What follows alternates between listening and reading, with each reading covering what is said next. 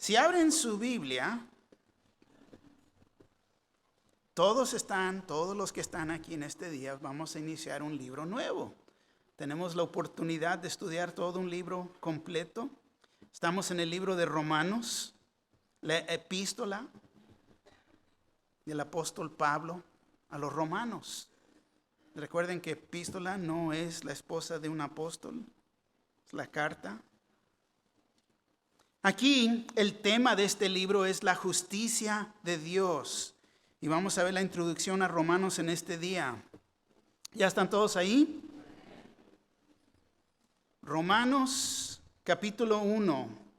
Comenzando en el versículo 1 dice: Pablo, siervo de Jesucristo, llamado a ser apóstol, apartado para el evangelio de Dios, que él había prometido antes por sus profetas en las santas escrituras, acerca de su Hijo, nuestro Señor Jesucristo, que era del linaje de David según la carne, que fue declarado Hijo de Dios con poder, según el Espíritu de santidad, por la resurrección de entre los muertos, y por quien recibimos la gracia y el apostolado para la obediencia a la fe en todas las naciones por amor de su nombre, entre las cuales estáis también vosotros, llamados a ser de Jesucristo.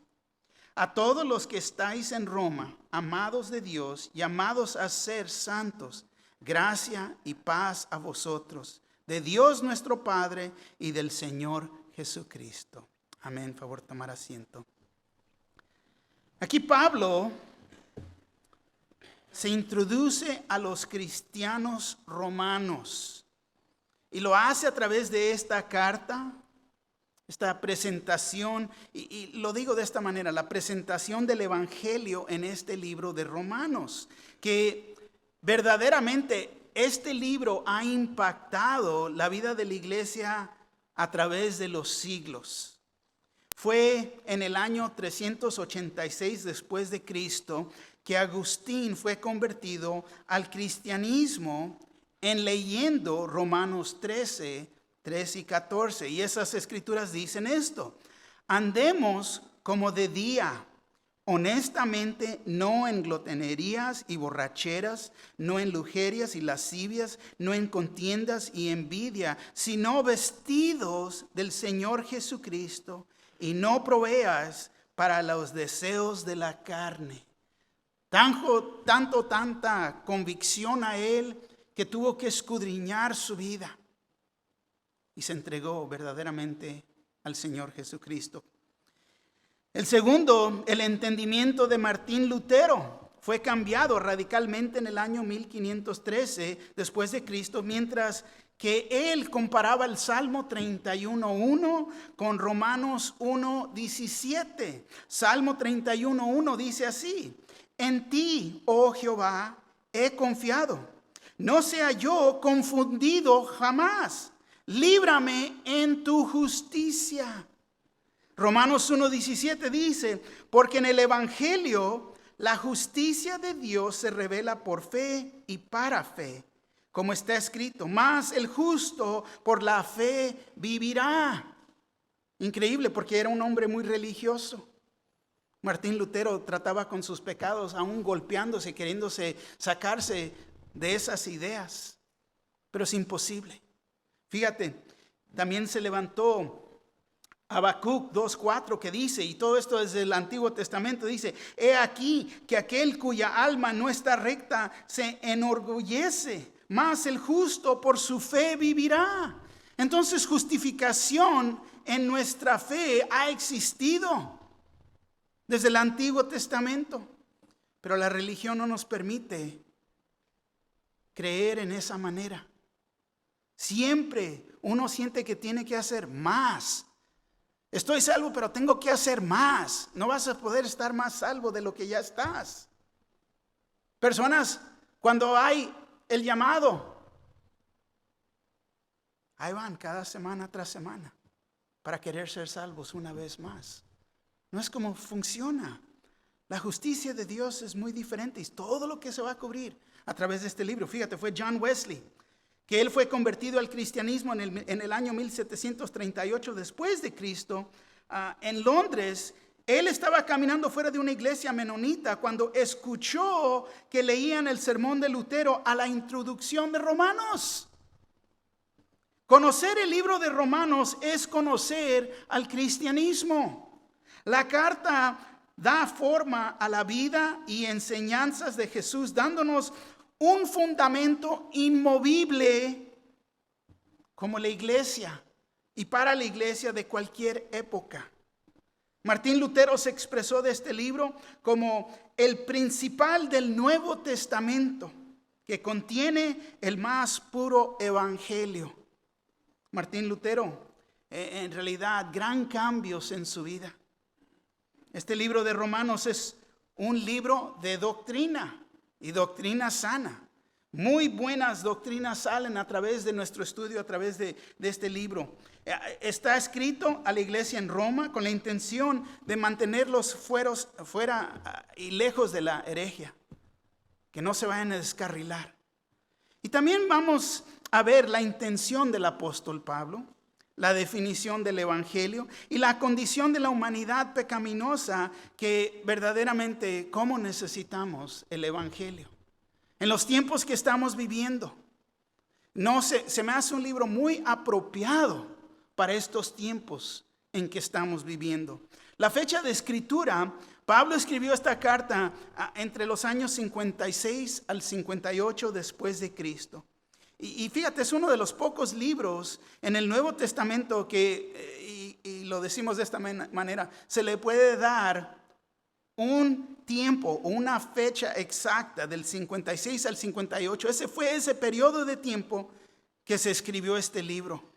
Esta carta a los romanos fue escrita en Corintio, probablemente hacia el final del tercer viaje misionero de Pablo, justo antes de que partiera hacia Jerusalén. En el libro de Hechos 19:21 dice así: pasadas estas cosas, Pablo se propuso en espíritu ir a Jerusalén, después de recorrer Macedonia y Acaya, diciendo: después que haya estado ahí, me será necesario ver también a Roma. Serían 20 años después que llegaría a Roma, pero no como él quería llegar.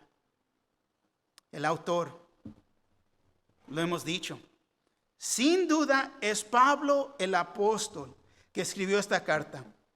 Su saludo es muy típico a lo que él,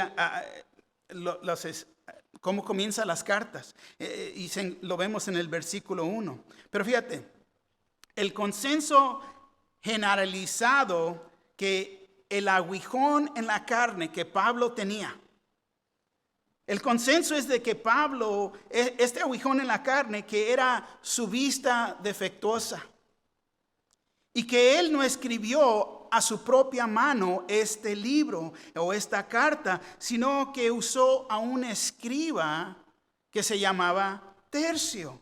Y ahí lo dice en Romanos 16:22. Dice: yo, Tercio, que escribí la epístola, os saludo en el Señor. Entonces, Pablo se lo dio a Tercio y Tercio lo escribió. ¿Por qué? Por la falta de su propia vista de Pablo. Fue escrita para los judíos, tanto a los gentiles. Los judíos, en Romanos 2:17 al capítulo 4 al 25, habla y trata con los judíos, y luego los gentiles, Romanos 1:13 al 15 y luego el 11, capítulo 11 al 13. Pero fíjate, siempre resalta esta pregunta al estudiar este libro: ¿quién plantó la iglesia en Roma? ¿Quién plantó la iglesia en Roma? La iglesia católica romana dice que fue Pedro quien convirtió y se hizo el primer papa en Roma. Ahora, te voy a dar unos puntos aquí. Fue en el capítulo final de Romanos 16. Fíjate, Pablo menciona 35 nombres de los que él saluda en Roma, y Pedro no es uno de ellos. Pedro no es uno de ellos en las escrituras. Pablo dice que el propósito de su vida es predicar a Cristo donde no ha sido predicado. Ese es el propósito que él tiene. Recuerda que él era el apóstol a los gentiles. Y quería ir a donde no se había predicado el evangelio. Romanos 15:20 dice, y de esta manera me esforcé a predicar el evangelio, no donde Cristo ya hubiese sido nombrado, para no edificar sobre fundamento ajeno. Y eso es donde nosotros entendemos. ¿Por qué vamos a ir a predicar donde alguien ya está predicando y está poniendo una fundación? No lo quería hacer así, que si Pedro hubiera estado ahí, de acuerdo a la idea de la Iglesia Católica Romana, Pablo no hubiera querido ir ahí. No quería, como él dice, para no edificar sobre fundamento ajeno. No quería pisar a alguien más, el ministerio de alguien más. ¿Ven? Y luego Lucas es un gran historiador. Y él deja fuera a Pedro como un fundador de la iglesia en Roma. Entonces, esta idea de que la iglesia católica dice que fue Pedro, bíblicamente y históricamente no lo vemos. Fíjate, la mayoría lo va a atribuir al día de Pentecostés, en Hechos 2, 9 al 10, donde la gente del mundo conocido se reunió en Jerusalén y fueron más de 3,000, como 3,000 almas fueron salvas en ese día. Hechos 2:41 lo dice. Y para entender, Roma mayormente era compuesta de gentiles, no judíos.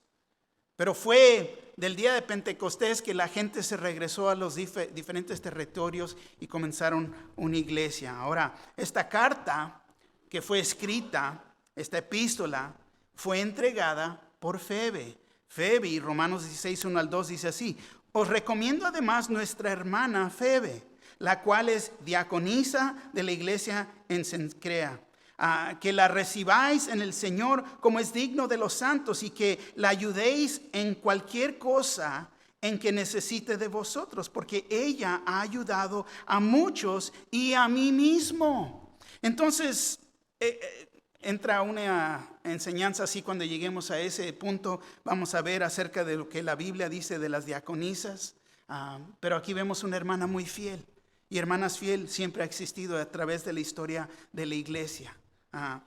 Bueno, los versículos 1 al 7 forman la introducción de la carta. Es la introducción más larga de todas las cartas de Pablo. Y él estaba tratando de presentarse a sí mismo y su teología a una iglesia que no lo conocían personalmente. Habían oído de él, pero no lo conocían. Y quizás pudieron ver, escuchado información negativa acerca de él. Porque recuerda, y vamos a ver, el pasado que tenía. Luego los versículos 8 al 12 son una oración de apertura y de acción de gracias. Esta era una característica de las cartas griegas en general, de los escritos de Pablo específicamente. Y luego los versículos 16 al 17 declaran el tema del libro y viene siendo también el versículo clave de este libro. Versículos 16 y 17 del capítulo 1 dice así: porque no me avergüenzo del evangelio, porque es poder de Dios para salvación a todo aquel que cree, al judío primeramente y también al griego. Porque en el evangelio la justicia de Dios se revela por fe y para fe, como está escrito: mas el justo por la fe vivirá. Wow. Está tan profundo estos dos versículos. Tienen tanta profundez que podemos en realidad sacar un estudio en sí de estos dos versículos. Y luego el versículo 18 hasta el capítulo 3, versículo 20, forman la primera unidad literaria y punto más importante del evangelio de Pablo.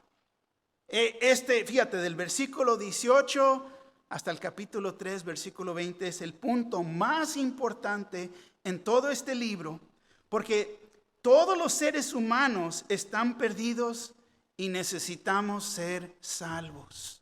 Amén. Y es lo que se nos pinta aquí en esa porción de la escritura. El bosquejo del libro. Lo podemos, hay muchas maneras de ver el libro y enfocarte, pero aquí lo vemos de esta manera. El versículo 1 al 17 del capítulo 1 es la introducción. Y luego del versículo 18 al capítulo 3:20 es la condenación del mundo. Y luego el capítulo 3, versículo 21 hasta el capítulo 8 habla de salvación, vida llena del Espíritu, para poder entender en esos capítulos. Y luego el capítulo 9 al capítulo 11 es vindicación, o sea, judíos y gentiles en el plan de Dios. Y luego el capítulo 12 al capítulo 16 es exhortación, la vida cristiana práctica. Así que si anotan este bosquejo, es como vamos a ver este libro, es como nos vamos a poder enfocar, dónde vamos, qué es lo que estamos viendo, para que podamos entender exactamente qué es lo que estamos viendo. Ahora, aquí comenzando en el versículo 1 de Romanos, ya están todos ahí, ¿verdad? Dice Pablo, siervo de Jesucristo, llamado a ser apóstol, apartado para el evangelio de Dios. Increíblemente, este versículo, para permitirnos entender, antes de seguir hacia adelante, simplemente tomamos la primera palabra, primer nombre, Pablo. Pablo viene de la palabra latín Paulus, que quiere decir pequeño. Saulo, que también es Pablo, él es el autor de esta carta, tanto como el autor de la mayoría del Nuevo Testamento. Así que vemos que Pablo era su nombre romano, que significa el pequeño. El pequeño. Hechos 13:9 dice así: entonces Saulo, que también es Pablo, lleno del Espíritu Santo, fijando en él los ojos. Entonces vemos que la Escritura lo hace muy claro quién es Saulo, quién es Pablo. Amén. Pablo nació judío, pero también era un ciudadano romano. Lo conocemos por primera vez por el nombre Saulo cuando apedreaban a Esteban. Hechos 7:58 dice: y echándole fuera de la ciudad, le apedraron, y los testigos pusieron sus ropas a los pies de un joven que se llamaba Saulo. Saulo perseguía a la iglesia. Saulo andaba verdaderamente matando cristianos. Saulo era aquí un joven que estaba viendo lo que estaba pasando, y todos le decían: ven, aquí, deja quitarme el saco. Ponlo aquí, yo te lo cuido. Ahí es donde conocemos a Saulo por la primera vez. Y quiero que entiendan, Saulo era o fue un fariseo de fariseos.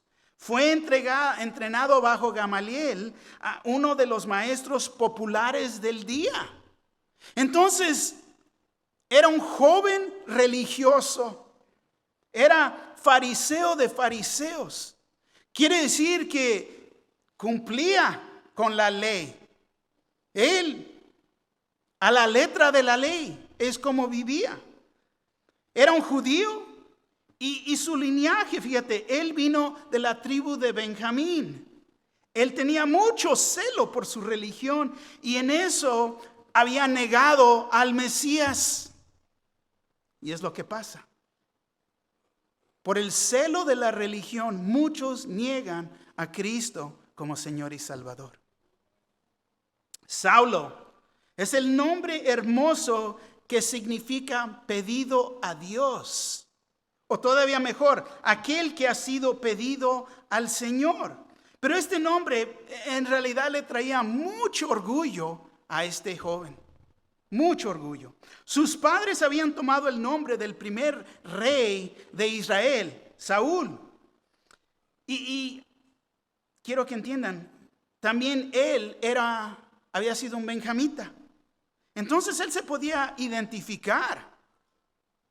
Y la historia bíblica nos cuenta que Saúl era un hombre muy guapo, y también de gran estatura.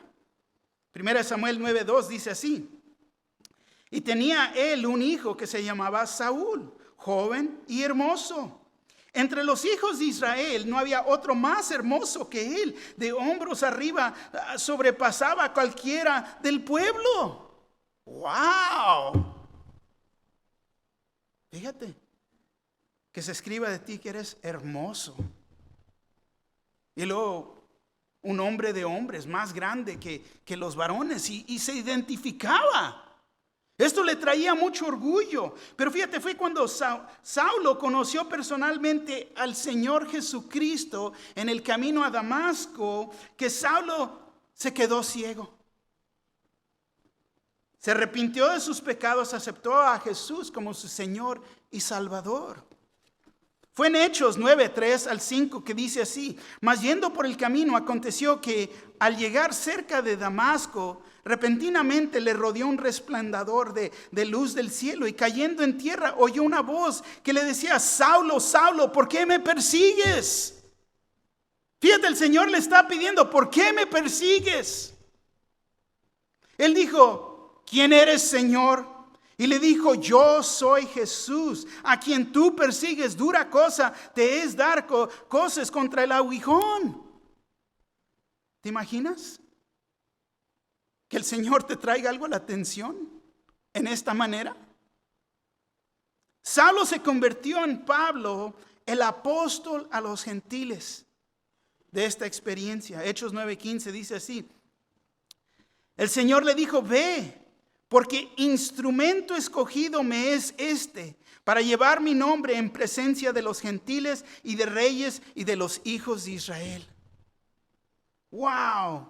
Ponte a pensar. Saulo vino al conocimiento de Cristo Jesús, a quien estaba persiguiéndolo, no nomás a él, pero su iglesia. Y qué curioso que en conocer al Señor ya no prefería ahora a su nombre que le traía tanto orgullo. En conocer al Señor verdaderamente se miraba por quien era o lo que era. Podemos ver que se vio en el espejo y no le gustó lo que vio.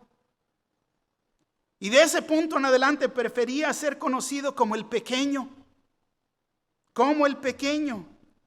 Y es lo que pasa cuando el Señor trata con nosotros, con nuestro orgullo.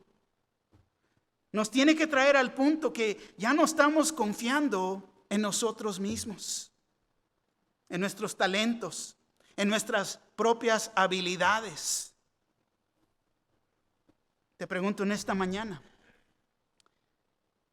quizás es tiempo que dejemos nuestro linaje, nuestro primer nombre, el apellido, que a veces es de gran orgullo. Ser un hombre o mujer entregados al Señor, porque es lo que pasó aquí con Pablo. Hacernos pequeños. ¿Para qué? Para que Él nos pueda levantar, para que Él nos pueda usar en su reino. Es tiempo de hacernos a un lado, hacer esa carne a un lado. Amén. Pablo, estamos en el versículo 1, es Pablo. Pero él luego dice: siervo de Jesucristo. Pablo, siervo de Jesucristo. Y tenemos que notar lo que Pablo escribe aquí. Fíjate cómo se identifica. Y ya vimos por qué. Porque era el pequeño. Ya no soy el que era antes. Gálatas 2:20 nos dice: justamente estoy crucificado con Cristo y ya no vivo yo, pero Cristo vive en mí. Fíjate, ese ego, esa cabeza inflada de quién, no. Siervo de Jesucristo. Se identifica primeramente como siervo. No dice apóstol, no dice discípulo, pero dice siervo.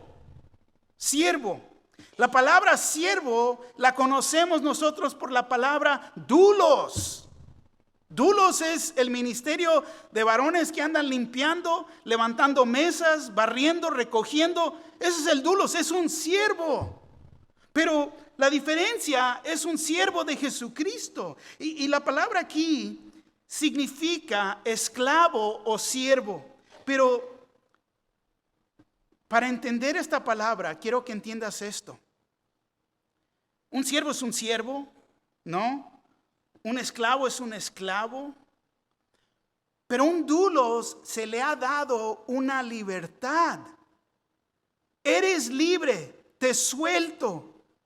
Ya no tiene, pero el siervo reconoce que no hay un mejor lugar para él o ella, pero que servir al Señor. Y se quedan sirviendo por el amor a su amo. Ese es un dulos. Se ha hecho libre.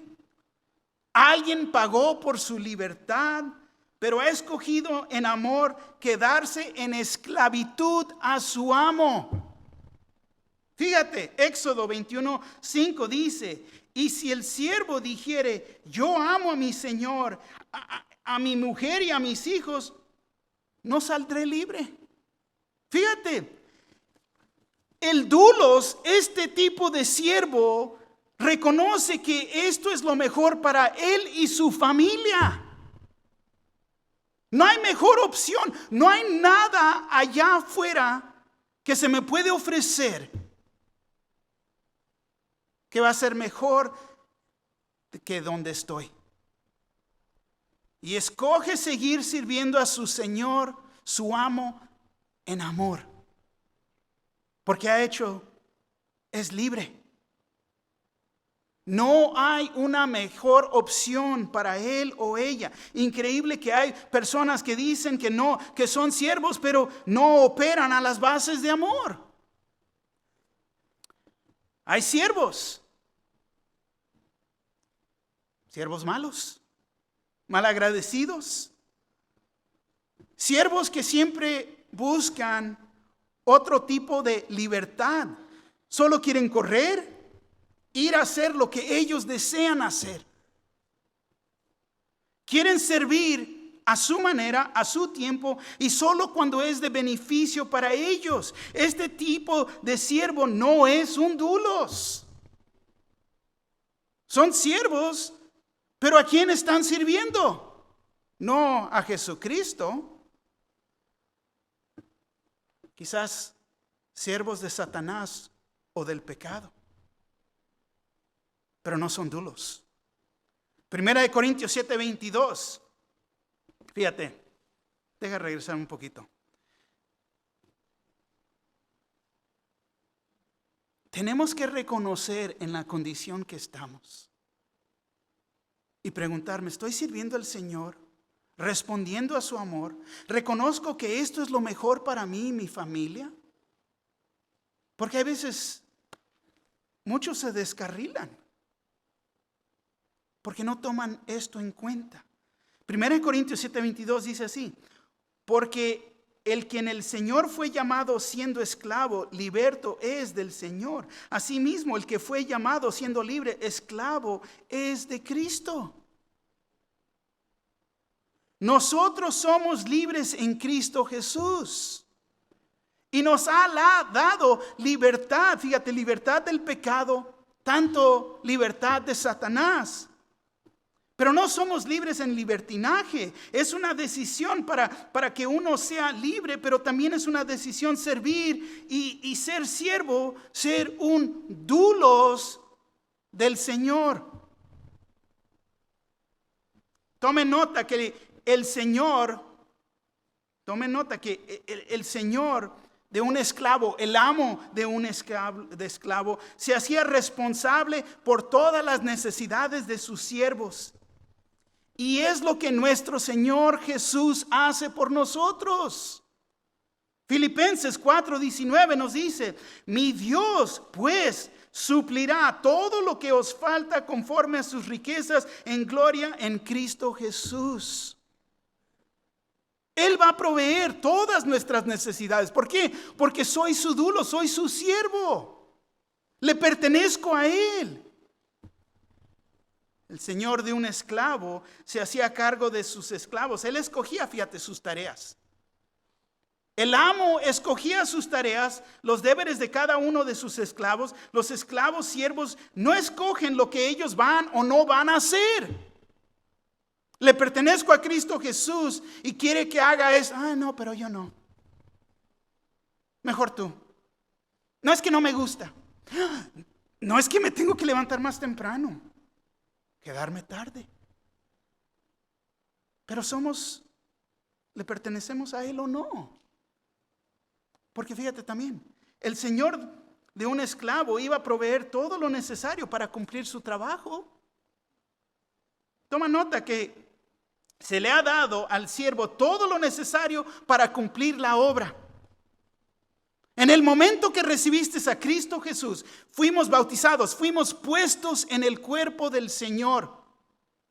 Nos dio dones y talentos y ha preparado buenas obras desde antemano para que vayamos a cumplir. No, pero es que no sé si puede, es que yo sé, me falta, no sé, pero si nos detenemos del Señor, fíjate, Él va a desarrollar ese don en tu vida. Te va a permitir ser usado por Él. Pero nos ha dado todo lo necesario para cumplir esa obra. Pero hay veces uno lo tiene que levantar. Uno lo tiene que usar. Tiene que poner el tiempo y el esfuerzo. ¿Tú crees que me puedo levantar aquí cualquier domingo o miércoles sin haber estudiado, sin haber preparado, sin haber estado despierto varias horas durante la noche? No es así. Si tienes un llamado, Dios, fíjate, te va a proveer todo lo necesario. Pero tienes que poner de tu parte. Tienes que cumplir, tienes que hacer el esfuerzo. Es más, Jetro se lo reveló a Moisés en Éxodo 18:23. Si esto hicieres, le dice, y Dios te lo mandare, tú podrás sostenerte y también todo este pueblo irá en paz a su lugar. Fíjate. Si esto hicieres y Dios te lo mandare, tú podrás sostenerte. Puedes hacerlo. Si Dios te lo ha mandado a hacer, lo puedes cumplir. Pero tenemos que entender que la Biblia, primeramente, nos enseña que todos somos pecadores. Y hemos nacido en esa condición. Romanos 3:23 nos dice, por cuanto todos pecaron y están destituidos de la gloria de Dios. Todos somos pecadores. No hemos llegado, seguimos en esa condición, pero somos perdonados. David sabía esto cuando escribió en Salmo 51:5, he aquí, en maldad he sido formado y en pecado me concibió mi madre. No, ¿cómo? Nacimos en este estado pecaminoso. Somos pecadores. Estamos destituidos de la gloria de Dios. Somos pecadores desde nacimiento, estamos bajo la esclavitud del pecado. Pero fíjate, uno puede ser liberado de la esclavitud del pecado. Pero te voy a decir, no es en el querer portarte bien, o porque haces buenas obras, o porque eres una buena persona.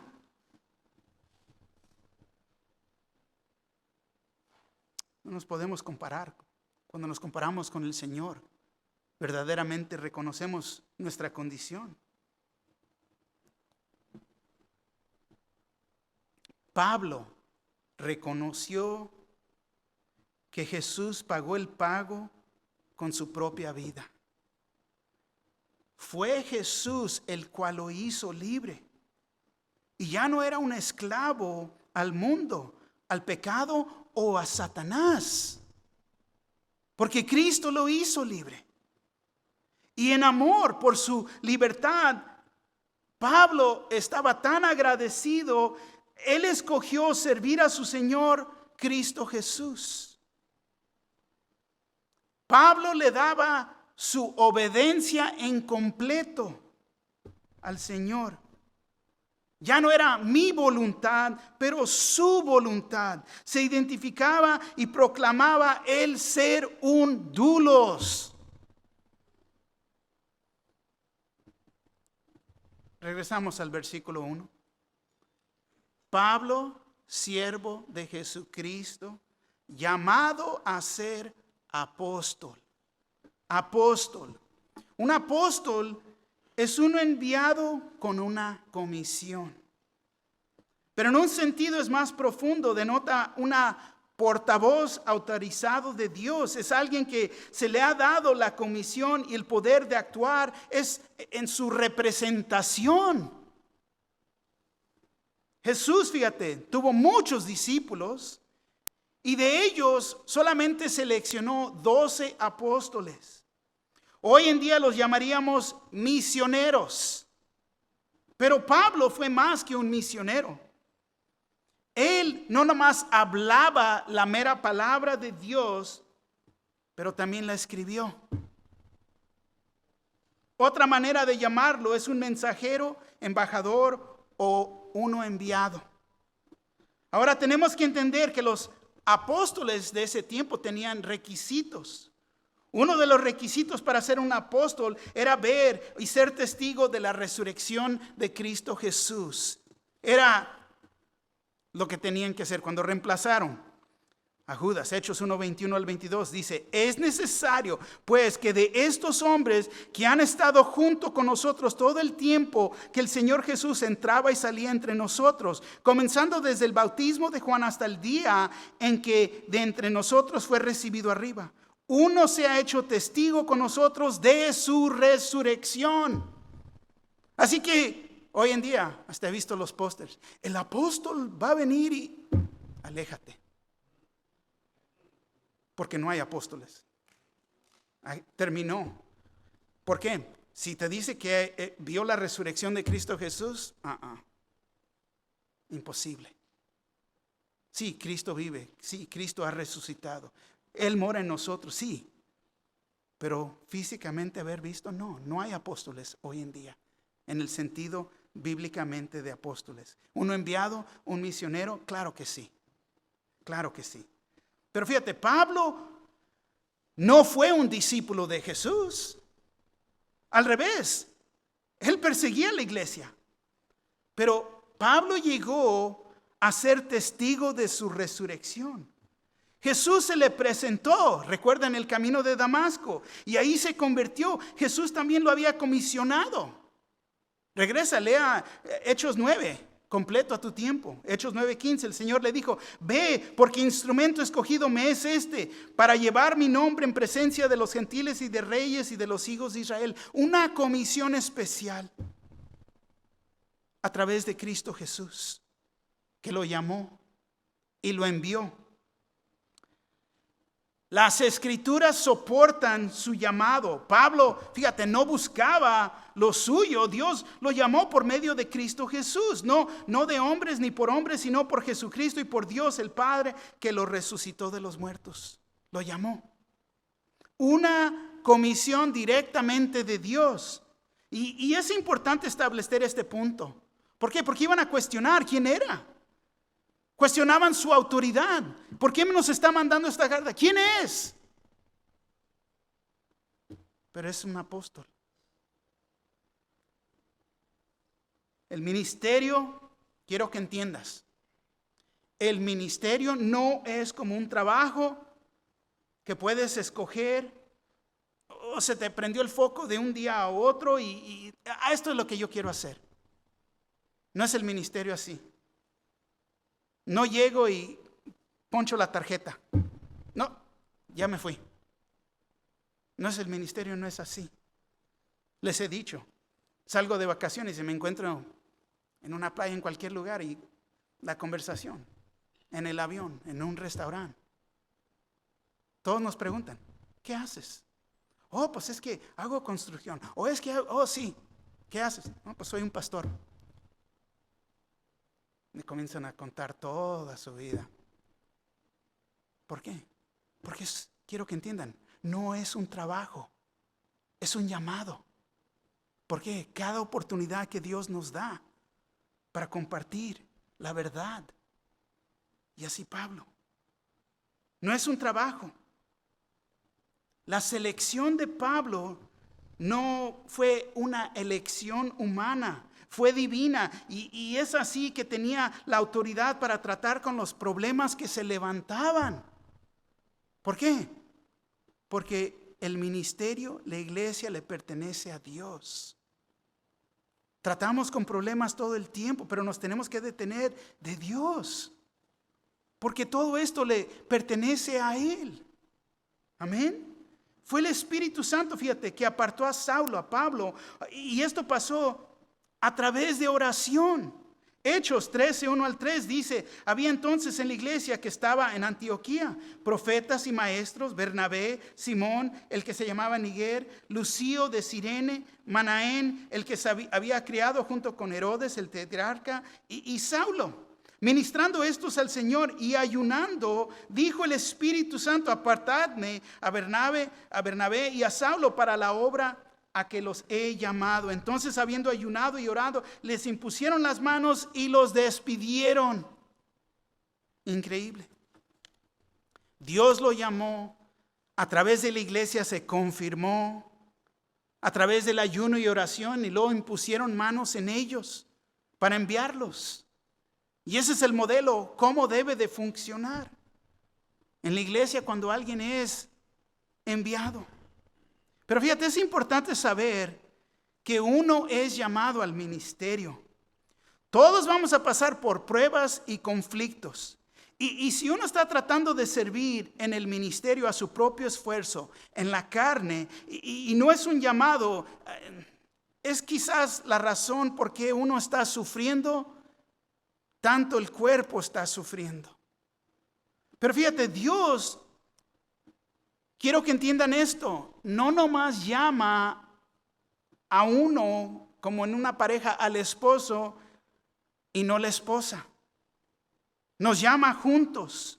Llama a la esposa, prepara. ¿Por qué? Porque se va a requerir mucho esfuerzo ahí. Y los dos tienen que estar unidos en su matrimonio, tanto en el llamado. Una vez, Pablo, siervo de Jesucristo, llamado a ser apóstol. Él fue llamado a ser apóstol. No fue una decisión de ser un apóstol, fue llamado. Fue la decisión de Dios hacerlo un apóstol. Podemos correr, fíjate.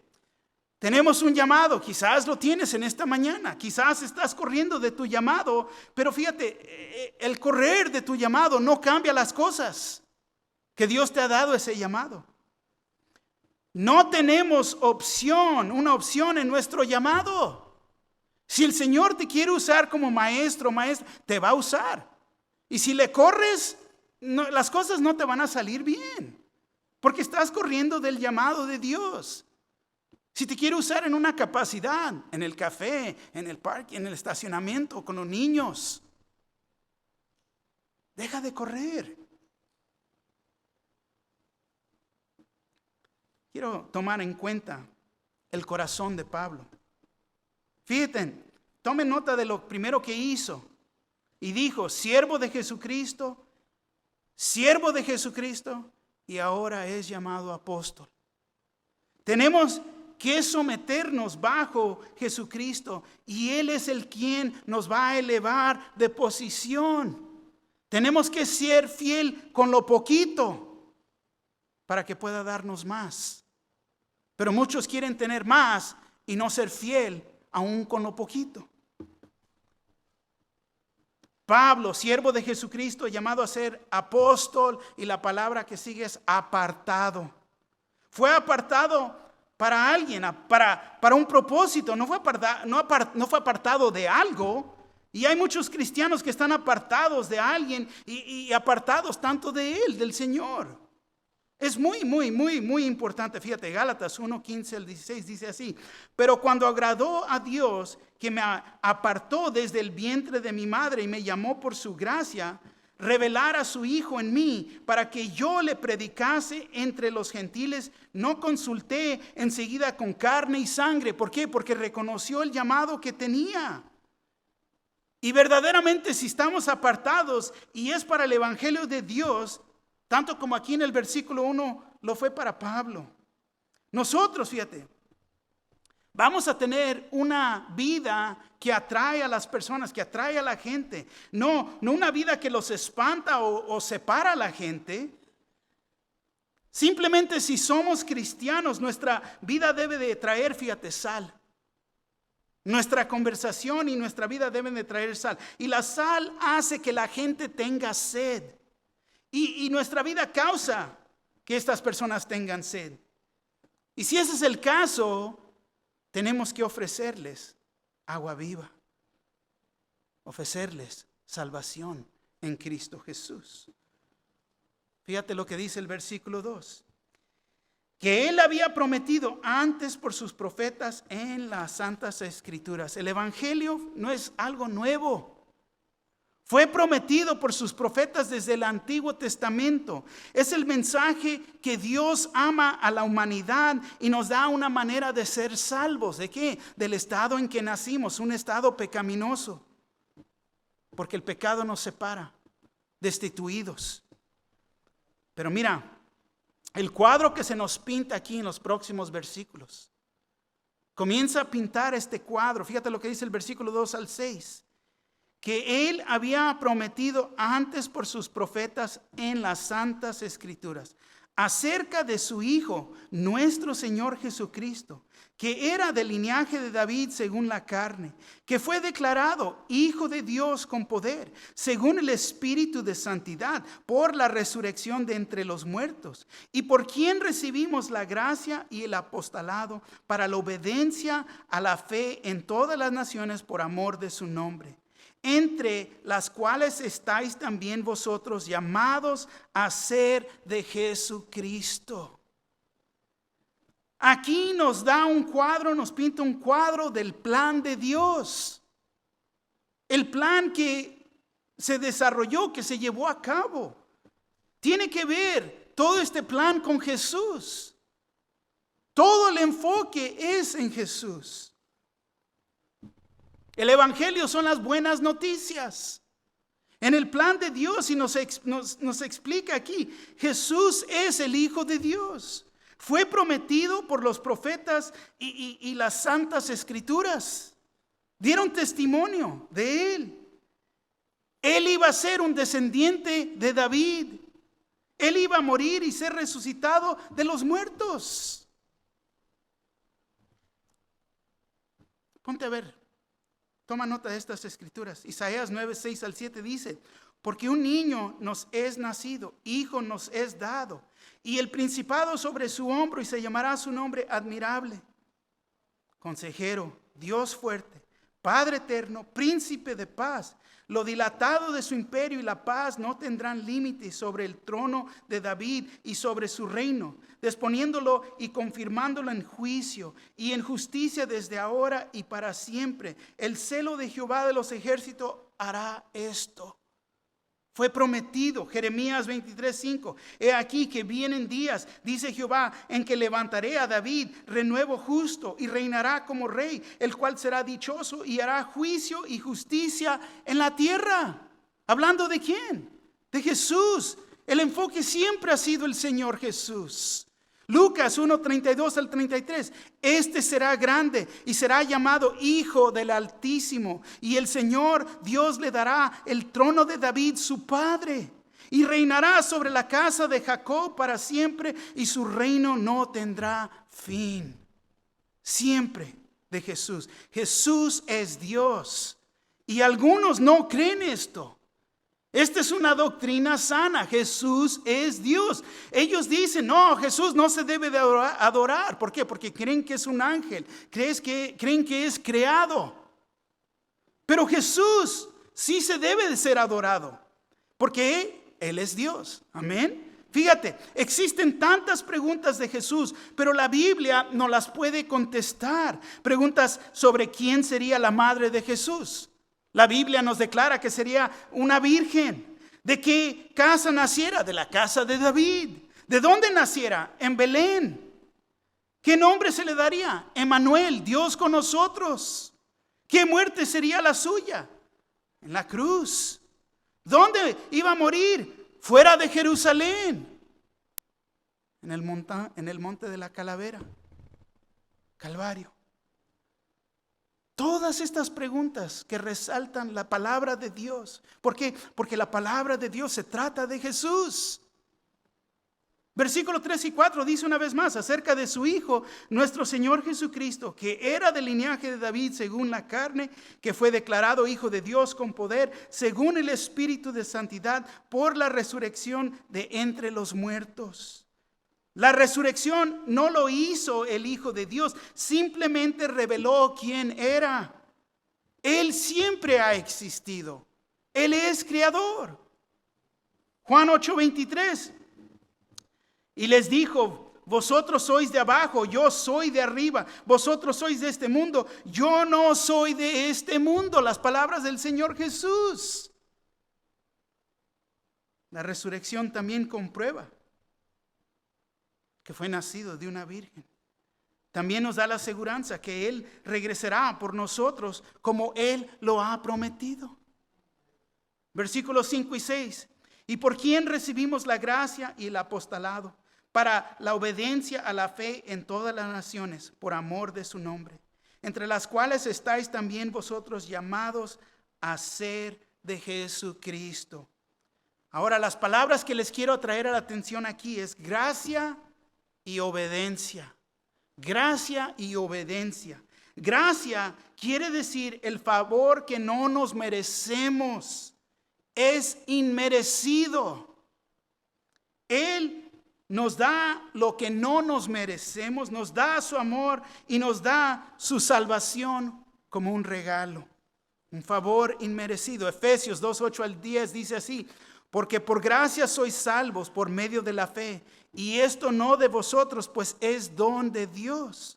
No por obras para que nadie se gloríe, porque somos hechura suya, creados en Cristo Jesús para buenas obras, las cuales Dios preparó de antemano para que anduviésemos en ellas. La gracia de Dios nos salvó.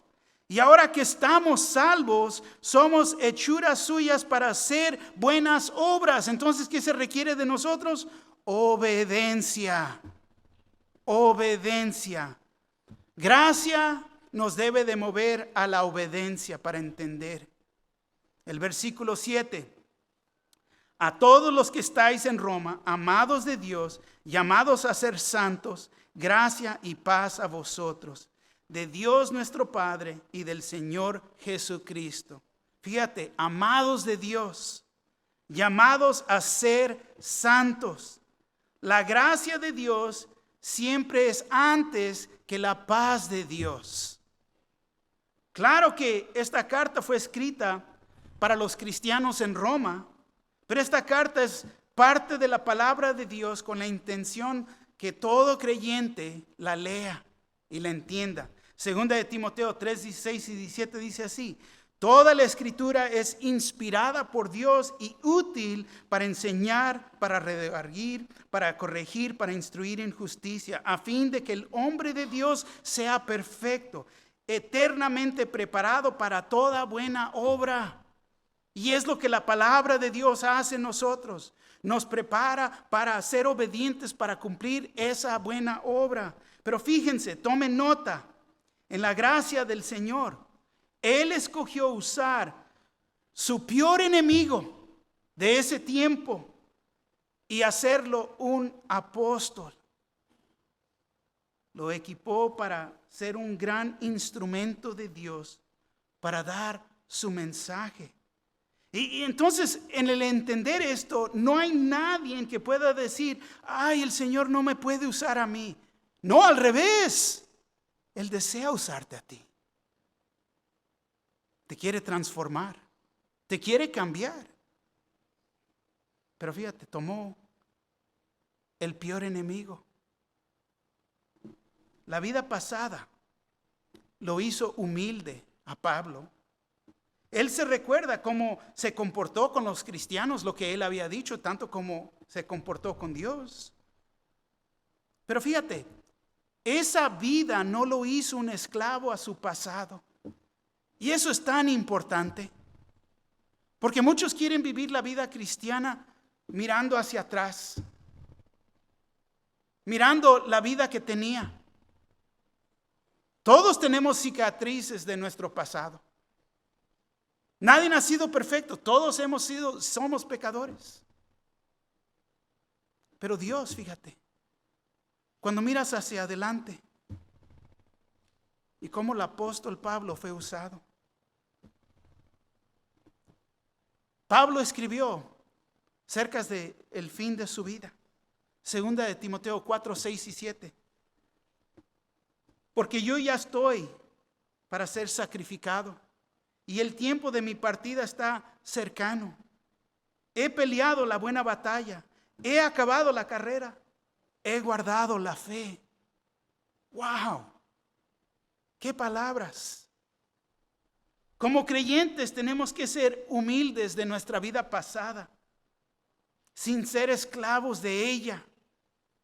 Muchos se jactan de su vida pasada. Presentan no testimonios, pero jactamonios. Y es nada pero orgullo. Yo creo que la mayoría de nosotros ni mires a mi pasado, porque yo quiero caminar con Cristo Jesús. Dios nos ha perdonado y podemos servir a Dios con una gran confianza que hemos sido justificados, como si aún nunca hubiéramos pecado. La justicia de Dios. Amén. ¿Qué es la aplicación aquí? Deja preguntarte en esta mañana, ¿eres un cristiano? ¿Conoces a Cristo como Señor y Salvador? Segundo, si lo conoces, ¿eres llamado? ¿Tienes un llamado? ¿Te está llamando a hacer algo? Tercero, ¿eres su propiedad? ¿O te niegas? Deja preguntarte, ¿eres un siervo? ¿Un doulos? ¿A quién sirves? ¿A Satanás? ¿Al pecado? ¿O a Cristo Jesús? Solamente tú puedes contestar esas preguntas. ¿Estás apartado para sus propósitos? Porque Él desea usarnos y ha preparado buenas obras para cada uno de nosotros que tenemos que hacer. Amén.